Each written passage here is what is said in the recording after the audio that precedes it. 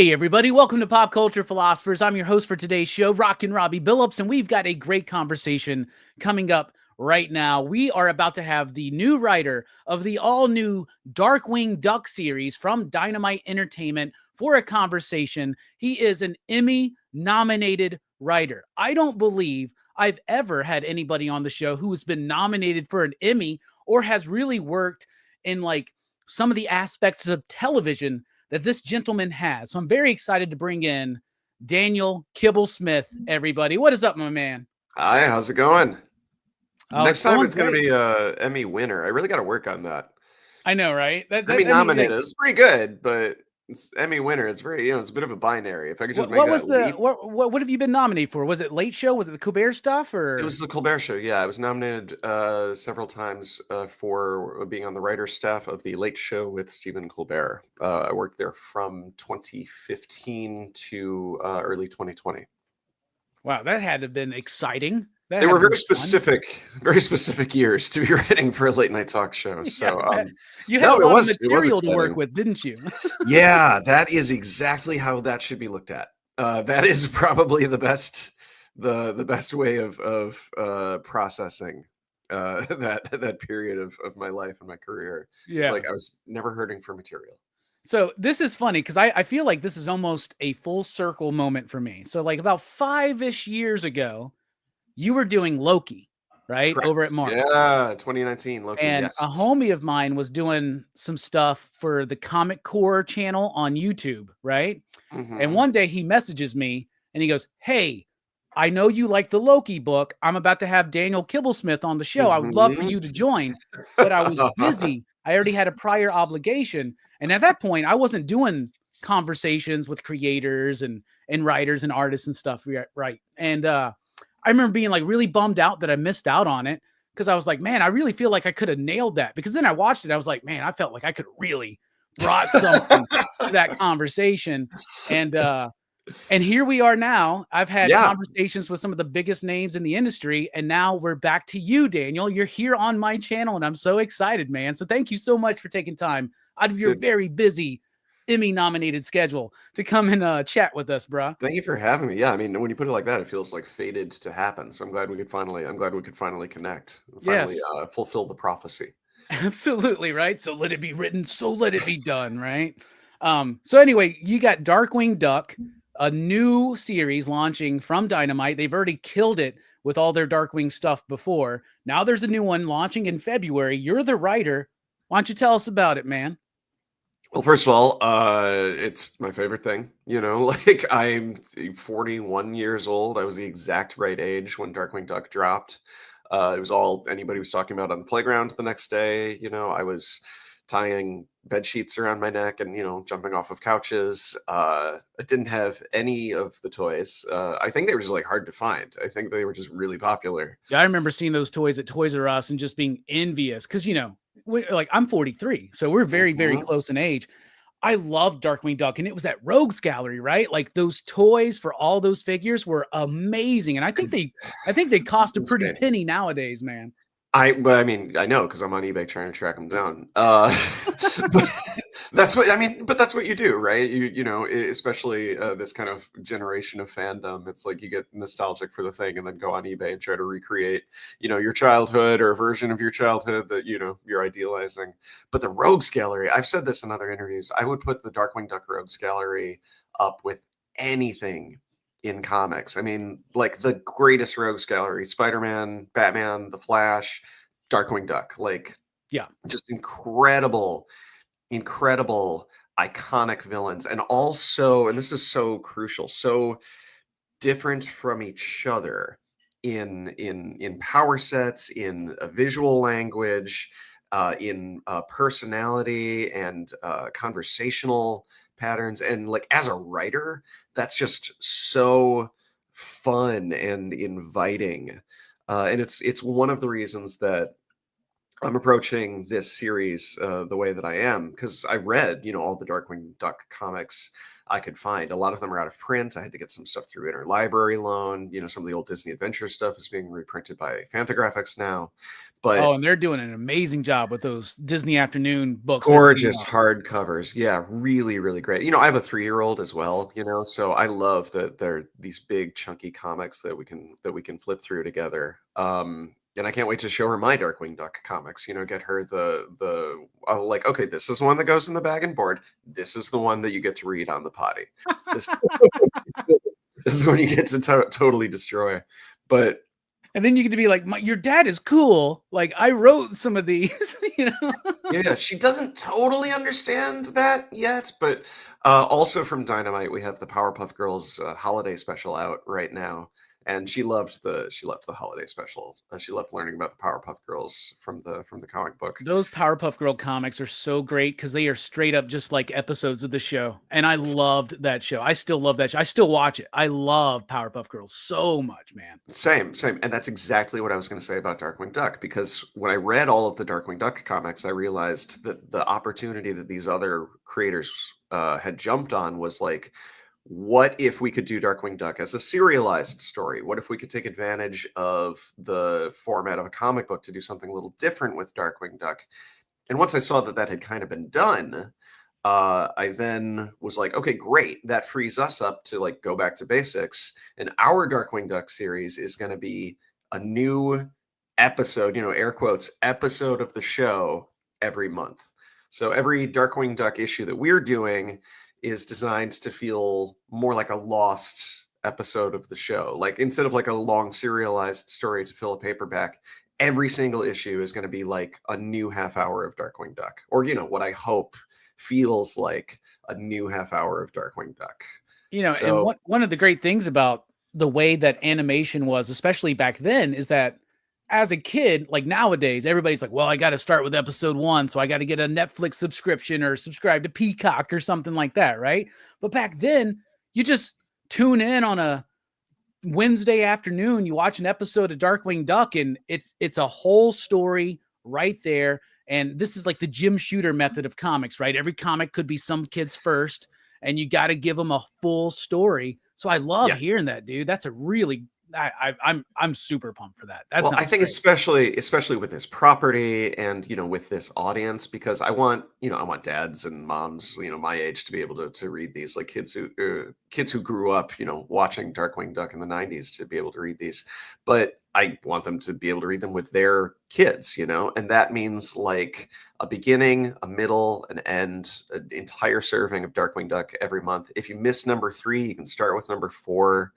I really think that this particular property works really, really well, because that's where it came from. You know, that's the model that introduced us to Darkwing Duck. So yeah, every issue, new classic villain, single serving story, beginning, middle, and end. There is like kind of some light serialization, like roughly our first arc is about Darkwing Duck trying to find his archenemy, trying to you know, define his career by figuring out who his archenemy is going to be. But if you miss one, don't worry, just pick it up next week or next month. This ain't lost. You know, if you miss one, you're gonna be fine, right? Exactly. You don't need to get on the bulletin board system to talk about your theories. My girlfriend right now is watching through Lost for the first time because it's one of my favorite shows. I absolutely love that show. Same. And she's been giving me this running commentary. And I feel so bad because I'm like, you kind of almost got it, but you don't know yet. And and then I'm like, I keep telling her, I was like, you don't know what it was like back in 2005 and 2006 when we're all like, did you see that one little clip? Like, if you remember, if you're a Lost fan, so you remember the black light image that the dude, like, I think it was Tom, I can never remember, Clancy Brown, I think. There was like that like black light thing that like mapped out the island, and I was like, you don't even know, like in the early days, like we would like freeze frame that, like we were taking pictures of our television screen. Yes, yeah, trying to figure it out. We were getting out the Canon Power Shot and taking out like you know, like a 720 digital photograph of like probably like a CRT, you know, TV screen. Yep. Yeah, man. I mean, like everything's like this now, like everything is WandaVision. It's like pause this, look for Mephisto. But like at the time, it really was the beginning of like comic book fans and comic book creators, like, or people with similar brains, getting the keys to a giant network drama. It really did. I mean, look, ostensibly we're here to talk about Darkwing Duck, but now we're on Lost. We It can really talk did about whatever change we want, man. everything. This is my So- channel. We can talk about whatever we want. That's good to know. So yes, I'm not doing Lost. I wanted to create. But now I I've think been it's saying- percolating in the back of your head. I'm like, what if I did 24 issues of Darkwing Duck in a Lost type fashion? We really explore the backstory of Launchpad. You know what I'm saying? That'll be the next. Well, it's funny. It's funny you should put it that way, because one thing we're also trying really hard to do is not, we're not doing like definitive canon. Like the framing device of our Darkwing Duck comic is that he's writing his own autobiography, but because he's Darkwing Duck, he is a very unreliable narrator. So it's tricky because this isn't comic book continuity. This is cartoon superhero. So there isn't really like a locked.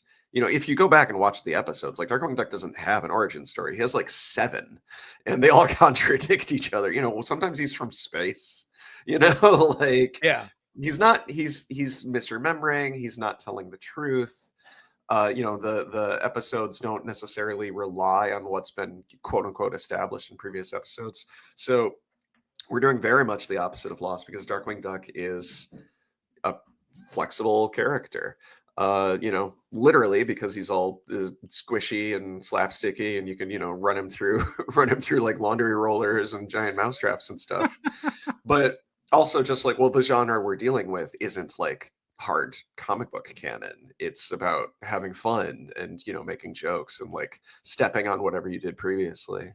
Yeah, I think that you just did a small interview with Dynamite, right? And I think you had mentioned that you loved the idea of being able to play around with like that the lore wasn't super established. You were able to like kind of play around with it, do your own thing, make it kind of like one and done self-contained stories, but also just kind of get in there and get out. I know also that you, in that interview, you mentioned that you loved Darkwing Duck back in the day. You also said you loved DuckTales, which I'm like, now that I know that we're the same age, there's a lot of overlap in our media diet. There's for sure. a lot. Yeah, for sure. So this is a question, man. Like, it's crazy to me. Somebody who is very successful in television writing, the fact that you are still writing, that you want to write comics, like you don't have to write comics. Like you're writing comics because you want to.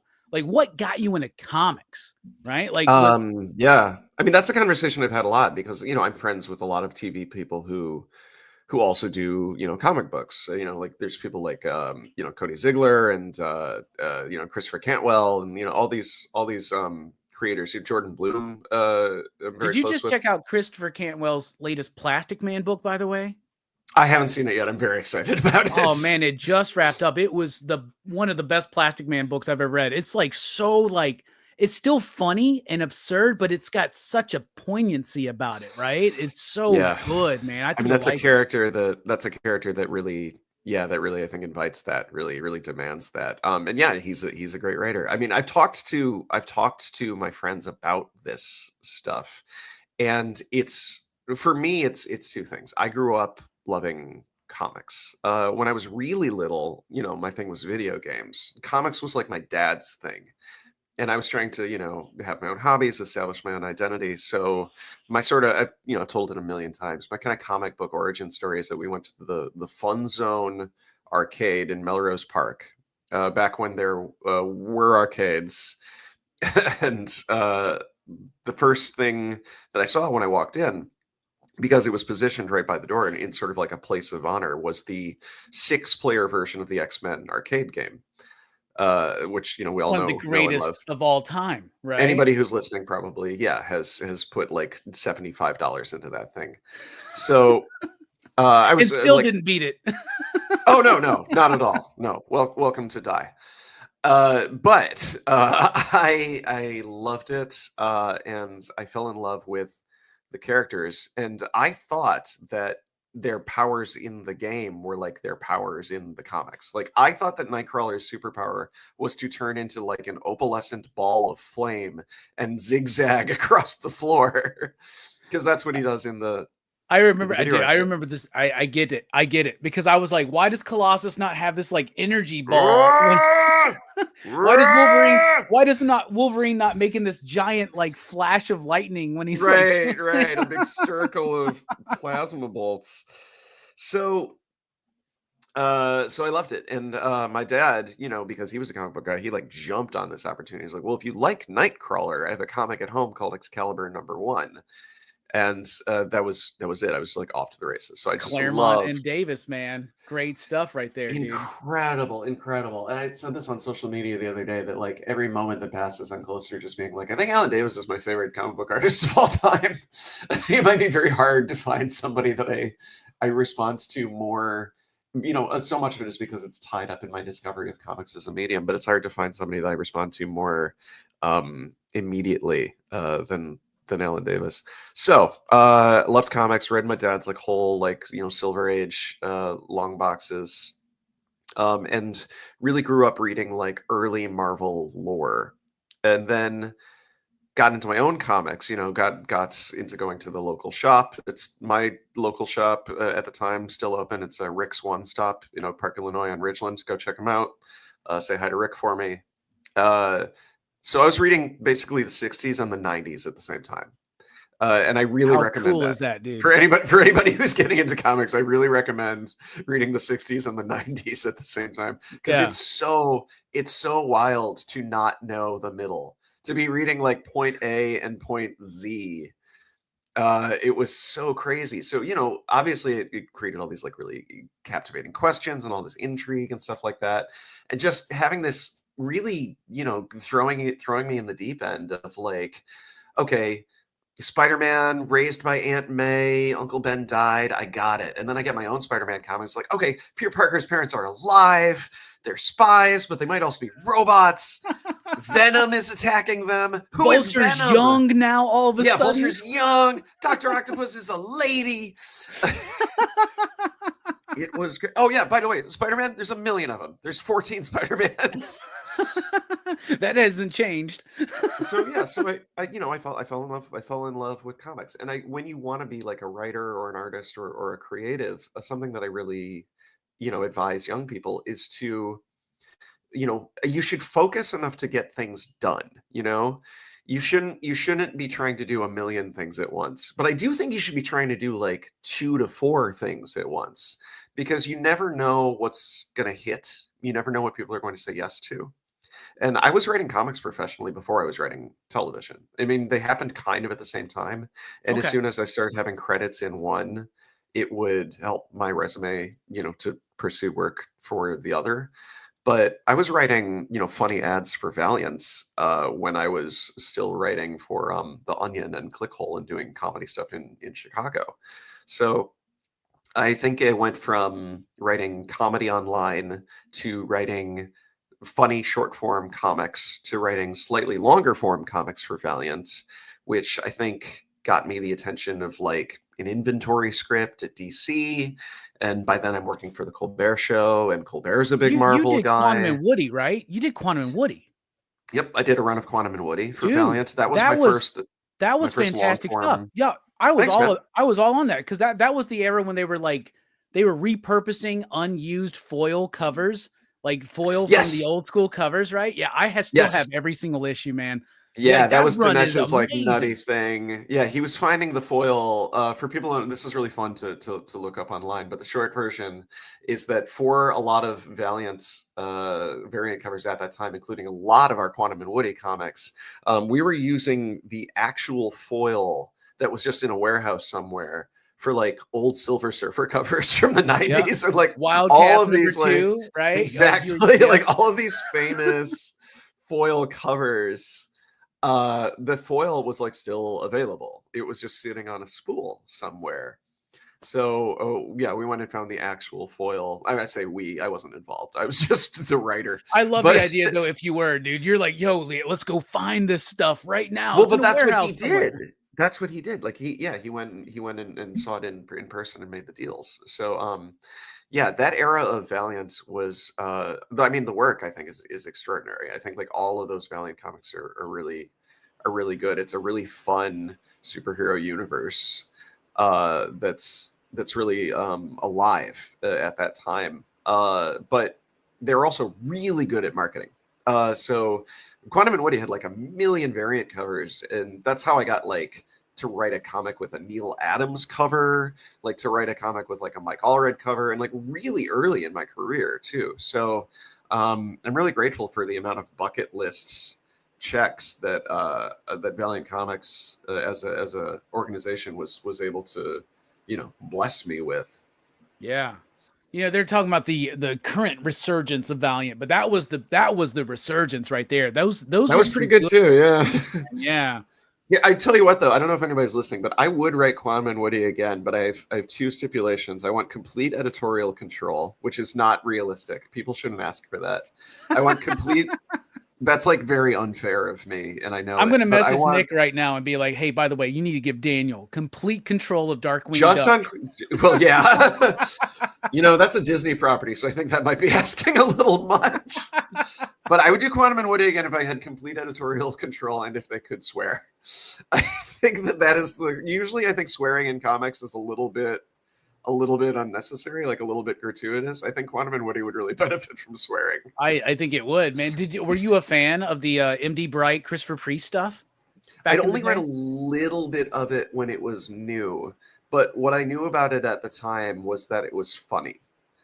And I always appreciated, you know, and this is a lot of similarity with my Darkwing Duck origin. I I was like really intimidated by a lot of superhero comics when I was a kid because in the '90s everything was trying to be so badass, you know, and so spiky, and you know the Cable's gun and like swords that were like two swords and all of that stuff that nowadays like it's catnip. Nowadays I can't get enough of it. But Yeah. at the time I was very much like a little Muppet Babies kid, you know. I was like, "Oh, this is kind of intimidating. I don't know if this is for me." And then Darkwing Duck was one of the major things that got me into the language of superhero storytelling, you know, like this really because Darkwing Duck is outside of the Disney duck comedy aspect of it, it is incredibly straightforward pulp superhero storytelling. There's a guy, he has a sidekick, he has a car, or he has a not a car, he has a motorbike, he has an airplane, he has a mask and a hat and a cape. He's got gadgets.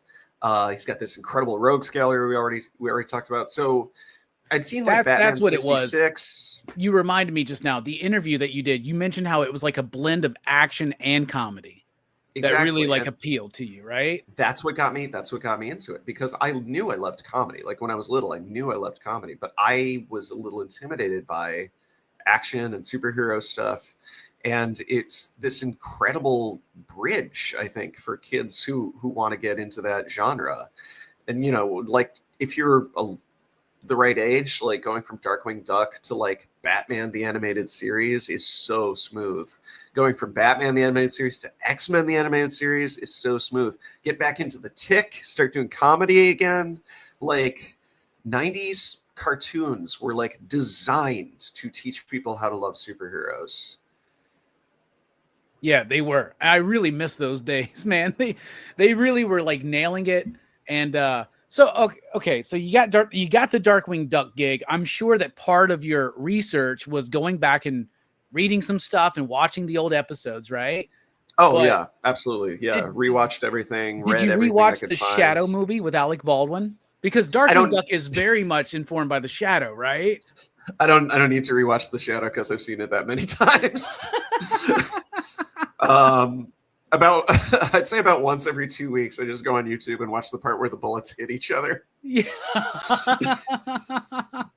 That movie, man, America didn't deserve The Shadow because that's the other thing. That's the other thing mentioning, you know, Darkwing Duck, obviously, and Batman the Animated Series. We were in a very interesting cultural period where, you know, obviously now superheroes are the dominant genre in media to a point of ubiquity that I think frequently accurately gets compared to Westerns in the 50s and 60s, Westerns and World War II movies, where for a while it really was like, I think everything is this. I think anything with action in it kind of gets devoured by the Western genre. So, superheroes for the past 20 years or so, it's kind of been the same thing. You've got the MCU, obviously, you've got the Berlantiverse. Now it looks like the James Gunn led DC universe it looks like it's going to be. Did you watch that Superman trailer yet? Yeah, a bunch of times. It looks really good. Me too. Real it good, like 8 times yesterday, man. Before noon. Well, here's what I put on. Here's what I put on social media. It's like I'm in a place in my life and in the culture where I really need to be inspired again. It feels so good to know that against unstoppable forces, one person really can make a difference. Which is why I'm so excited to see my hero Lex Luthor back up on the big screen again. Dude, I said that was my Twitter joke. I work at a comic shop, right? I run a shop, and that day everybody wanted to come and ask me about the trailer, right? They're like, "What are you most excited for?" And I was like, "Dude, Nicholas Hoult as Lex Luthor, dude. I'm so ready." That moment where he sees Superman fly by and he turns around, and he's just so pissed. So I was just like, "That is Lex, dude. I'm so ready." I don't think we've ever really gotten a perfect Lex in film. So I'm really excited. Out of this world. And I love Holt. But that was my big joke. Is like I love Lex Luthor so much. I would love to do a Lex story. But long way of saying that I think the success of Tim Burton's Batman in the 80s, it didn't really tell people we want Richard Donner style superhero movies again. It told Hollywood like we want pulp movies for some reason. So you get this crazy wave of like stuff that really works, like Darkwing Duck and Batman the Animated Series, for kids, and like stuff that like kind of works, like The Shadow. Yeah. Oh, I love Darkman. Yeah. I've seen Darkman a million times too. It's really interesting. There's a lot of good like podcast and YouTube type stuff about the wave of like Rocketeer, The Phantom. Do you like the Phantom movie with Billy Zane? Because I used to love that movie, dude. Yeah, I actually really like the Phantom. One thing I'll say about the Phantom, if you haven't seen it in a long time, is that in an era where, because these are very like, broody, kind of shadowy, movies, they're a little like ponderous. The heroes are like a little remote. One thing I really like about Billy Zane's take on the Phantom is he's having a lot of fun. Phantom at that time was like the rare movie superhero who seemed to enjoy being the Phantom. And I thought that was like a weirdly radical idea. Yeah, it was back then, yeah. Yeah, I mean, speaking of the Superman movie, like the idea that you could like enjoy or appreciate this, that it's not like a burden. Yeah. Dude, I'm so pumped. Really Billy Zane's doing a like a Marlon Brando biopic, and I don't know if you've seen any of the images from it. I have. I'm sold. I'm so sold. Like, bro, like I was at Scarefest and he was there, and I didn't get the chance to meet him, but he was at one point like 6 feet away from me, and I just looked at him and like it was like in Beavis and Butthead when they see Todd and like hearts just appear all over him. Yeah, the coolest guy they've ever seen in their life. I was like, oh my God, he's still super cool, dude. Hey man, Mr. Zane, I never do this, but can you please punch through my entire head like you do in Demon Knights? Demon Knight's so good, dude. That's great. We're talking again. Buy Darkwing Duck. It's on sale in February. This is what we do. Yeah, let's bring it back to Darkwing Duck. Comes out in February. I love the episodic nature of it. You said that each issue is kind of focusing on another villain. You're kind of doing it like it's like an episode of the TV show. Who's your favorite villain of Darkwing Duck, and why is it Negaduck? Come on, man. It's so hard to pick. I mean, Negaduck is kind of the best one, and I don't want to spoil anything. But here's what I'll say. There is, Jeff Parker is writing like a Negaduck comic. Yeah. So killing it too, man. It's so good. And I'm such a big fan of his work. And I will say for our series, because I grew up watching, before the era of on demand, right? We were talking about really being at the mercy of whatever the television decided to show you at that time. Negaduck was an event. Negaduck was something that you waited for. So I'm very much treating these as the same thing. You know, like every day there's an episode of Animaniacs after school, and I really hope it's going to be Pinky and the Brain because that's my favorite segment. But like, might not be Pinky and the Brain. So yeah, Negaduck, I would say, stay tuned. Stay tuned. Okay, cool. But my favorite villains, it's really hard. I think I got to go Megavolt. I think he's just, in my mind, that's Batman and Joker. Like he's kind of his, the number one, the sort of default arch enemy. So our first issue is a Megavolt story, and it's very much about Darkwing Duck trying to feel out Megavolt's interest in being his arch nemesis. Oh, that's hilarious. Almost giving him like almost like giving him like a job interview while they're fighting to see like, who do you see yourself battling in 5 years? Like that kind of thing. Yeah. So yeah, Megavolt is our first recurring villain. Every issue is a different villain, a different story, but as in the Darkwing Duck show, people come back. So I got to go Megavolt. But when I was a kid, it was Liquidator, because I just thought his whole like infomercial, speech pattern. And again, infomercials are like kind of dead. They've turned into like Instagram ads now. Yeah, but we're talking about the age of Ronco, where like you're probably like me, like it's late at night, nothing's on TV. How many times you watch that food dehydrator infomercial? 2:30 in the morning. Yeah, the rotisserie oven where you set it and forget it. Like, yeah, absolutely. Yes. An iron that can go over buttons. Are you kidding me? Yeah. So, I mean, look, we're, patterns are coming up. Like so much of this is tied up in nostalgia, and in particular 90s nostalgia and the kind of pop culture that I think 90s creators and audiences were like really like firing on at that time. So if you're roughly our age, I really think you're going to like this comic, but more importantly, please share it with children. Like, buy comic books for kids. Like, let them, don't bag and board them, let them beat them up, get them off of the screens. Like, one of the reasons that I think manga is so popular and like scholastic graphic novels are so popular is because you can throw them in a backpack and not feel like you're, ruining them. Yeah. And I think that like 90s and 2000s comic book culture got really married to this idea that, comic books are like, first print records that you got to like keep them in their sleeves and you can't crease anything. I think you want kids to read like paper comic books again. You have to give them permission to destroy them. You have to treat them the way that they did in the 30s and 40s, where it's okay to throw them away. Yeah, you should see my copy of Spawn #1, dude. Off the newsstand. Everybody wants the newsstand edition of Spawn. People find out I have one from when I was a kid. They're like, "Oh my god, you know how much that's worth?" I'm like, "Not mine." Yeah. Because I read the hell out of that book, dude. And this is important. We keep talking about like we're in an industry with comics where it's kind of driven by adults, right? And yeah, I mean, it really is. But we need a younger generation. That's why I love what Dynamite's been doing lately. And hearing you talk about the book for Darkwing Duck has got me very, very excited, man.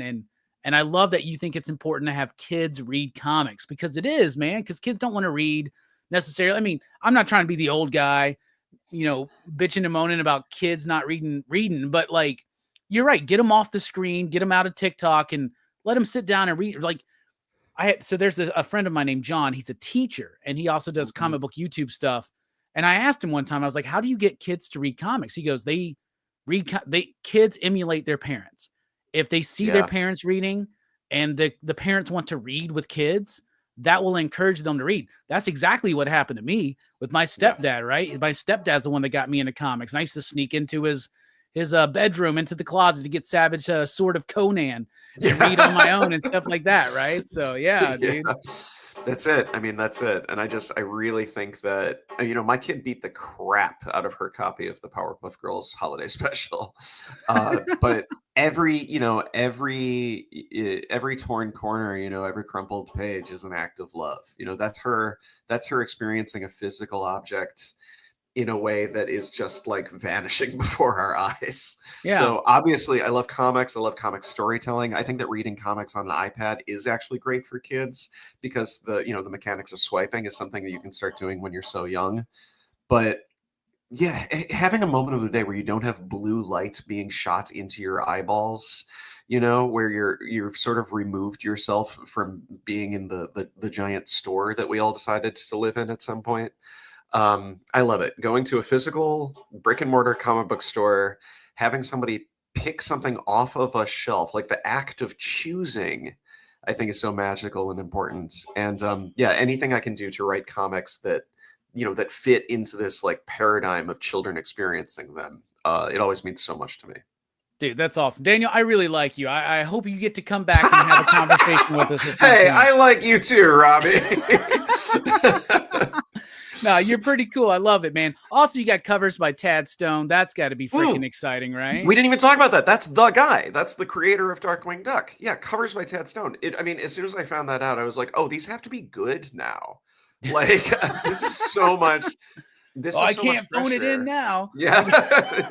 Yeah, I have to work as hard. And it's true. And, you know, we didn't talk about the arts. The interiors are being done by Branton Stein, who I've worked with a little bit on like an illustrated Harley Quinn Christmas book that we did from Chronicle a few years ago. So, but I was a big fan of their work from Crowded, which is one of my favorite sci-fi series of all time. Oh, the Christopher Sabella book, right? Yeah, speaking of comedy. Speaking of comedy and science fiction and satire and comics, yeah. So I wanted to work with them so bad. And then the Harley Quinn book came out. I was like, oh my God, I am working with them. I didn't even notice. Nobody told me that this was them. So yeah, I didn't pitch them for this, but I would have. Like when I found out it was them, I was just like over the moon because like they're so like their models for the characters are so good. It's this perfect blend of looking so much like the cartoon show, like so much like they're supposed to, but also distinctly them, where you would never, you know, just like James Silvani, like you would like, oh, this is Darkwing Duck, but you would never mistake them for like another Duck artist, you know, that they have their own signature style. So yeah, I can't wait. I can't wait for people to see this stuff. Dude, I can't wait to see it now, man. Congratulations. Thank you so much for joining us today. This has been great, Daniel. We got to bring you back again. I'd love to. Yeah, and I appreciate you taking time on your busy Emmy-nominated schedule to come and join us to talk about Darkwing Duck and just everything else that we talked about today. Dude, we could go for hours, man. But, hey, man, everybody check out Lost. It's on Netflix now. They really need your support. Yeah, right? Yeah, this little show that could. Anyway, Daniel, we really do appreciate it. You out there in the chat, we appreciate it. We're about to drop out for a quick break. And then Alex is going to be here to talk about some upcoming Dynamite stuff. That's very exciting. But Daniel, thank you. Good luck with everything, man. We'll be in touch, bro. Thanks, man. This was a blast. Anytime. Absolutely. I can't find my button. I don't know. There it is. We'll be right back. Yeah.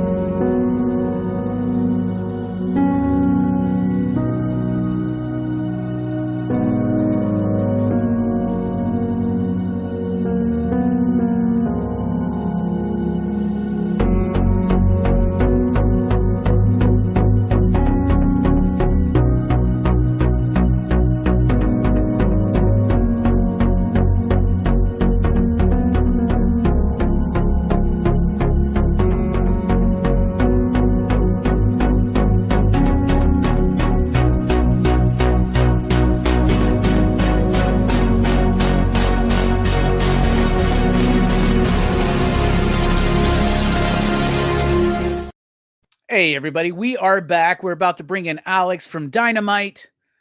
And I agree with you, Rogue Collecting. That was a great conversation. I could have kept talking to Daniel for hours. I mean, honestly, there was a moment where I forgot about Alex. But here's Alex. What's up, my man? How you doing? That was great. I enjoyed that, too. That was very nice. Are you a fan of Lost by any chance?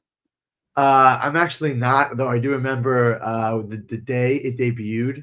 Remember being in my room, cleaning my room, and listening to it on the radio because ABC was still on the radio at that point. Oh, I remember wow. just listening to it and just, you know, hearing the plane crash and be like, I wish I could have seen this, but I guess not. So Yeah. That's why I That love was- what we do here on PCP, man. It's like I could have easily brought Daniel on and asked him the same 8 questions he's been asked about Darkwing Duck, but we've all heard it. But getting to know his story, his background, his passion, the way he thinks about comics, that gets me more excited for this book than knowing that Megavolt's the first villain or something like that, right? Like dude, I think I got a new favorite person, man. Daniel Kibblesmith and me gonna be best friends. Y'all just wait and see, man. Plus, I think that especially because the series is episodic, it'll feel just like Powerpuff Girls and like these TV shows that are now comics, like they do well in the episodic format. And while it's great to tell longer stories, sometimes you just want a single boom quick story. Yeah. But that's actually funny because I'm watching Justice League with a friend, like the original animated, the The 90s Bruce Timm animated. stuff? Yeah, I had to explain that the reason why the show is like so good and so definitive is because in all 3 seasons, there is only one episode that is a self-contained episode. Every other episode is either a 2 or 3 part story arc, which allows them to tell longer stories. And just so, but there's been so much content for Darkwing Duck. I am super excited to have like episodic now because it's a quick pop in, pop out, and that'll be able to tell a lot more content in a short amount of time, just like Powerpuff Girls is doing. Yeah. Dude, it's great, man. So, Alex, there's lots of exciting things to talk about from Dynamite. So I'm going to sit back and play producer role. Why don't you tell us what's going on, my man? Let's produce with the biggest news so far. And this is some of the biggest Thundercats news in a while because just announced is Thundercats Lost. That's right. Thundercats Lost, which is A crossover with Lost. I love it. There you go. What a great segue.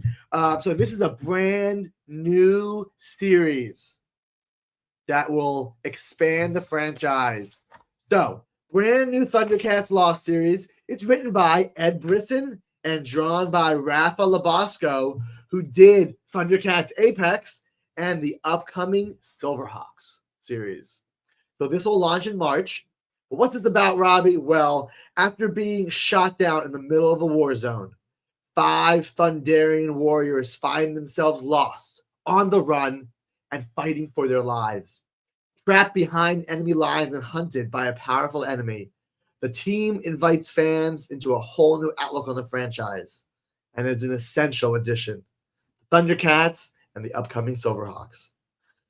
So it's a very different the world that this team comes into than the existing Thundercats are.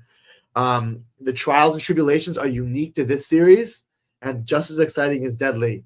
They're in a highly militarized zone in a world that eschews magic in favor of hyper-advanced technology, so they're definitely out of their element. And the big news are the characters. Coming back, or being reintroduced, are 3 original Thundercats from the original shows. We've got Bengali, Pumara, and Linkso. And they are joined by 2 new Thundercats as well, Nico and Ligon. So there is Nico, a fierce snow leopard, a skilled warrior who tries to solve every problem with violence. And here's Ligon, a gigantic liger with no need for weapons beyond his fists, but a kind and caring heart. So the real question is will they all survive to tell the tale? Well, probably not. That's what I'm going to say. So we've got some amazing, amazing artists on this, including the major news. Robbie, do you see this cover right here? Yes, I do. Look at that signature. Right there. Is that my favorite Spider-Man artist of all time, Mark Bagley? Now that he is no longer exclusive, we are happy to announce this is one of the first of several ongoing covers for Dynamite by a legendary artist, Mark Bagley. That's right. So here's the Mark Bagley cover. Again, super excited. Mark is a legend in the industry and such a nice gentleman. And this is really, really exciting. He's a Mark super cool dude, man. I've met him a couple times, man. Mark so is great, nice. dude. He's so nice. And his wife's amazing too. They're just great people. So let's show off some of the other covers, including this Felipe Massafera cover right here. Felipe is going to give Alex Ross a run for his money. He's doing some amazing, amazing work. Love the style. And this is Felipe Massafera. We also have Clayton Henry. Clayton Henry giving us his cover. And Declan Shalvey giving us his cover as well. And we do have the Jay Lee cover right here, looking good. So this comes out in March and is a major new addition to the Thundercats lore. We already had Thundercats Chitara as a prequel. We have Thundercats Apex. We have its sister series, Silverhawks, coming out. And the lore is expanding ever more with Thundercats Lost. So that was the first of our big announcements. But we also happy to talk about Powerpuff Girls, as for the first time, it's our first collected edition of Powerpuff Girls. This is The Day Is Saved, featuring the first 3 issues and the Powerpuff Girls Halloween 2024 special, available in hardcover and paperback.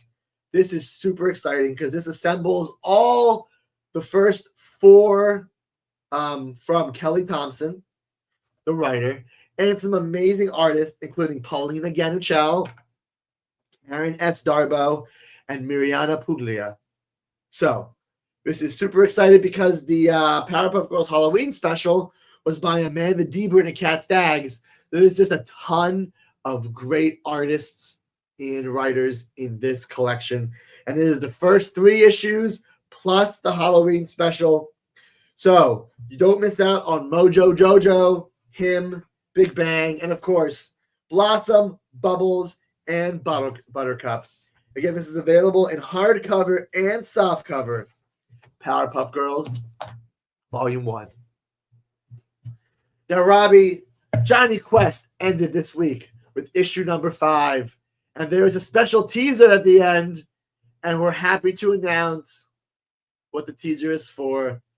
Johnny Quest and Space Ghost together. Space Quest from Joe Casey and Sebastian Perez, the writers of the Johnny Quest 5-issue story so far. Was just wrapped up in fantastic fashion. Joe Casey's such a great writer, and I'm so pumped for this. He was alluding it to me behind stage one day. He was like, yeah, the next arc is going to be something you're really going to like, bruh. I mean, issue 5 was really good. It really ended. And I'm going to be honest, I read the last issue. I didn't even, there's a tease on the very last panel for the next, for this story arc. I didn't even recognize what it was teasing. So when I saw this announcement, I was like, ah! So from Joe Casey and Sebastian Perez, this is super duper exciting because we've got some amazing covers, including this Mark Spears cover. That Mark Spears cover. That's right. Mark Spears is doing the cover. Mark Spears, who's that guy? Is he somebody that I should know?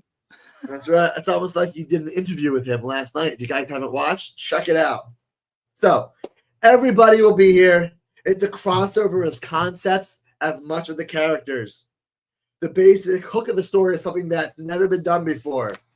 So the crew of Johnny Quest, Dr. Benton Quest, Race Bannon, Haji, and Bandit are brought in to investigate a mysterious spacecraft found by the government and brought to Area 51.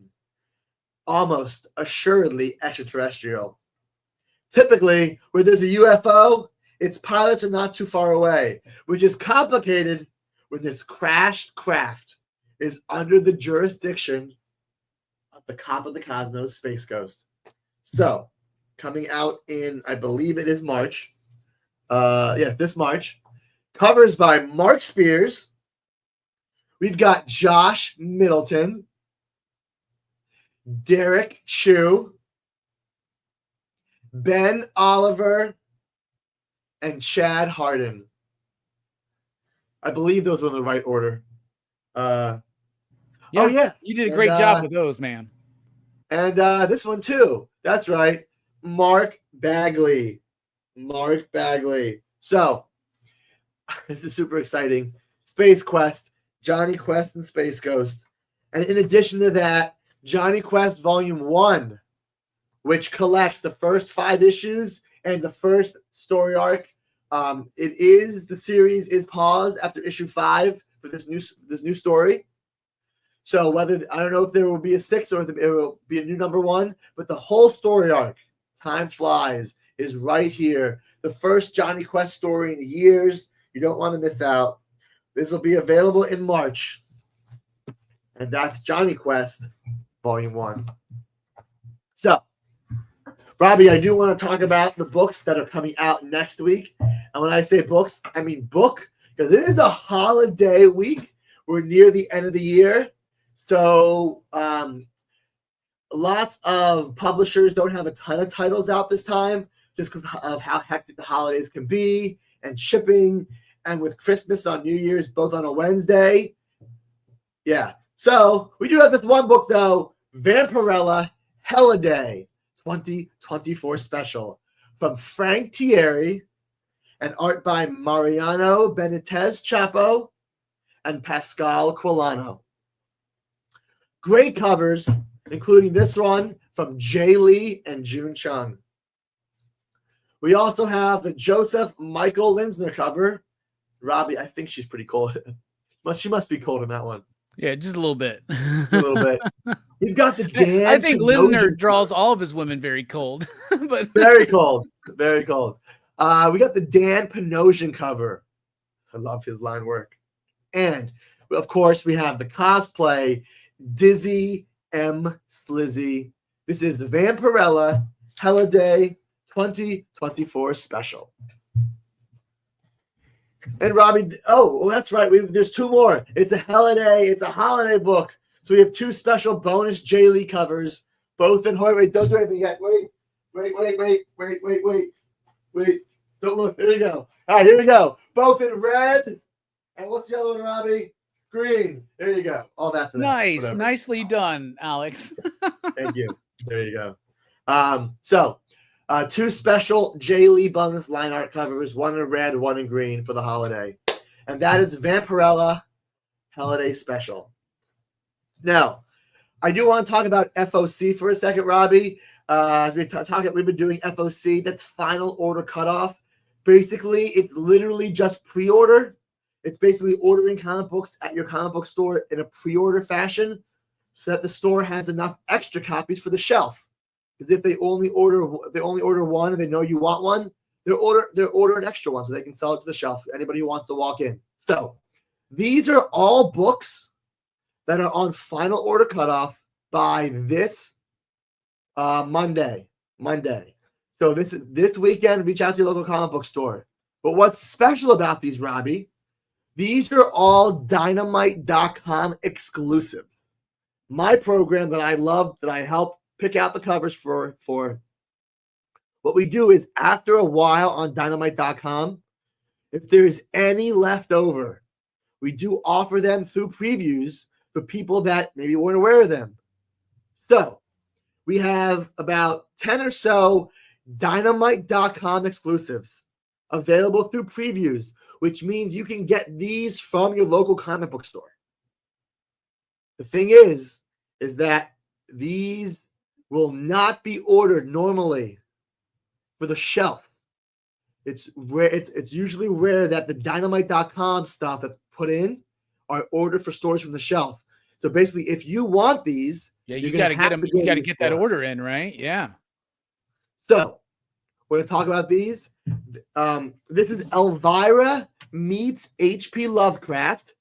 This is the Dave Acosta Virgin, and this is signed by Elvira. Signed by Elvira herself.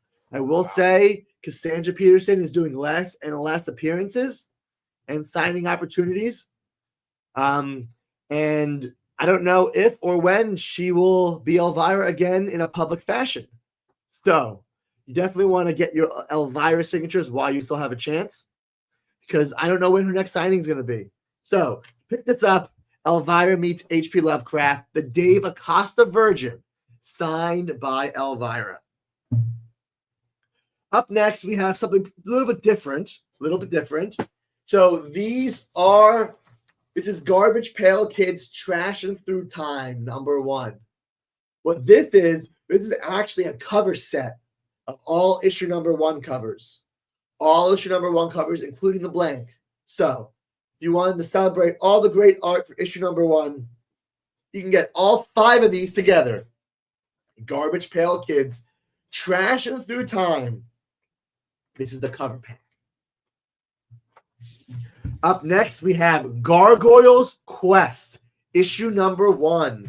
The first issue of the Quest miniseries, which has ended.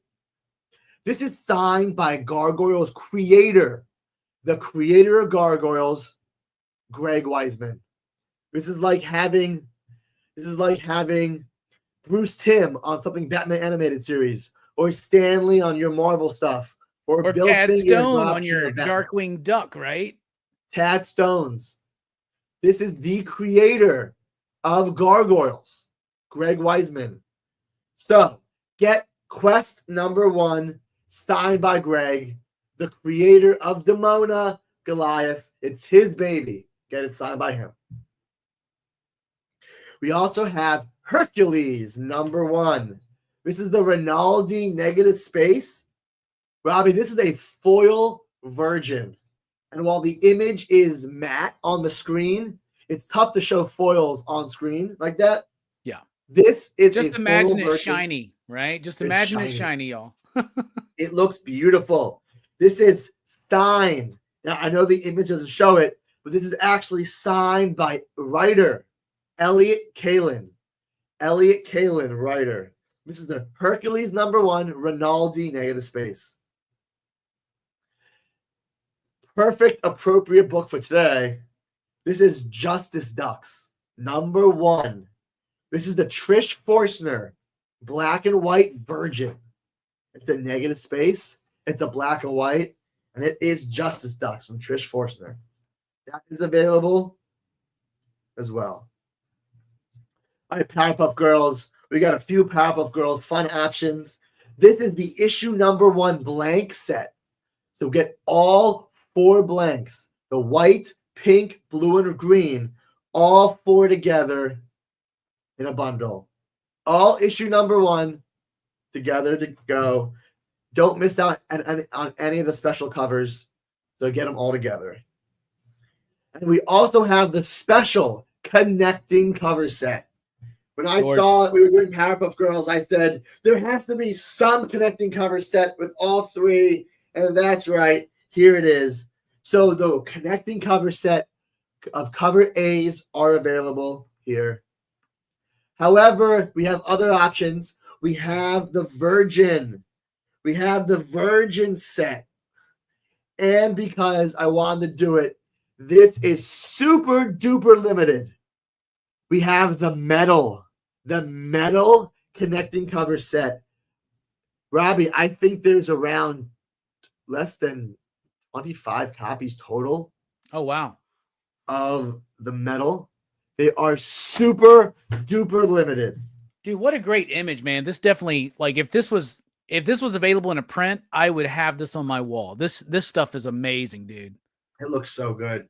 That is the Karen S. Darbo connecting covers. The last 2 we're going to end with are the Terminator #1. Alex Ross, Burning Earth Icon Metal.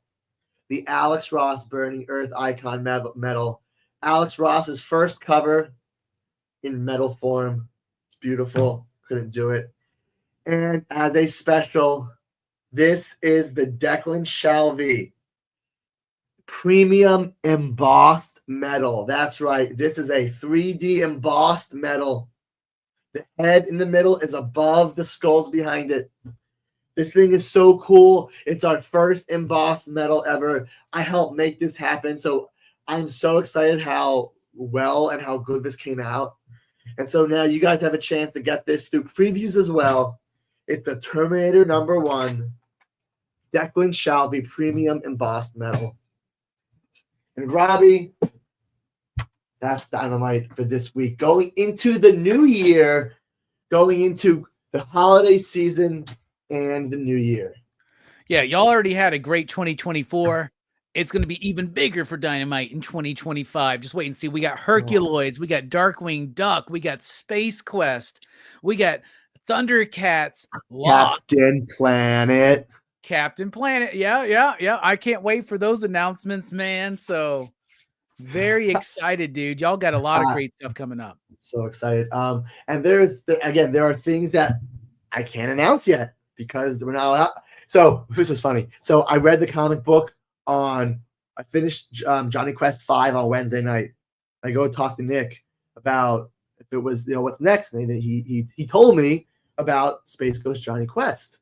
I said, look at the last page. I looked at the last page. I'm like, oh my God, Nick, I didn't even realize this right here. And I'm like, Nick, when can I talk about this? He's like, not yet. I'm sorry. You got mouth shut.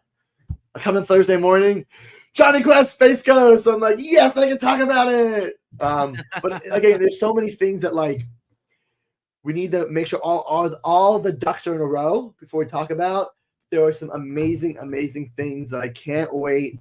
Some Hanna-Barbera stuff that I can't wait. Some, oh my gosh, I just can't wait. So 2025 is going to be another great year. Some amazing properties, and see where it takes us. Heck yeah. Well, Alex, thank you so much for joining in and letting us know about these cool exclusives we can get at comic shops through FOC and what's coming up next week and all the announcements, man. And there's even more to come. So I'm looking forward to it more. And of course, you can catch us on the EXP on Monday nights when we do the Comic Collectibles show at 6 p.m. Eastern time on Mondays. We go for 2 hours. It's always fun, right, Alex? It's always fun. I like selling comic books. And what I like even more is selling comic books to people that want them and watch the show. And if you watch the show, you know how much fun we have. Sometimes me and Rex have some fun banter. But again, the show is just to celebrate the whole community. It's all about comic books. We love the stuff. Yeah, we got great sketch covers there. We got great incentives. We got great exclusives. We got great back issues. It's always worth checking out all the work that they do over at the EXP. Such a great channel. Such a great opportunity for fans to get their hands on some one-of-a-kind merchandise, right? And that's always super fun. So, Alex, thank you so much. I know you're a little under the weather, so you really pushed through for us today, and I appreciate that. I know people give you a lot of shit sometimes, man, but I love you, Alex. I think you're super awesome. I appreciate it. I hope you guys didn't mind my voice being off a little bit too much. But no, I just appreciate you having me on because I love this stuff. And like one of the reasons I love working with Dynamite is the chance for these properties, these IPs to come back. And just hey, we're doing a Terminator comic. I get to join the Terminator universe and talk to these people about we're doing a book. Hell yeah. It's just so exciting. And so I love this, and we love the community. We're this is for the community. We love you guys in the chat that watch us. You guys are taking time from your day, your lives, to give us your views, your eyes, your time. Your time is so important, and giving us your time means a lot to us. And that's why we just do some of the things we do and price books the way we price books so they can move and just give back to the community. So absolutely. Yeah. All right, PCP Army, you have your marching orders. Go pre-order Darkwing Duck, Space Quest, Thundercats Lost, and all these great books coming out. Very excited for the Vampirella Holiday Special next week, man. That Jay Lee cover is my favorite. I love that one, man. That's so good. I do want to wish everybody a very happy holiday week. And enjoy the holiday. Heck yeah. All right, we're dipping out, y'all. Thank you so much. Station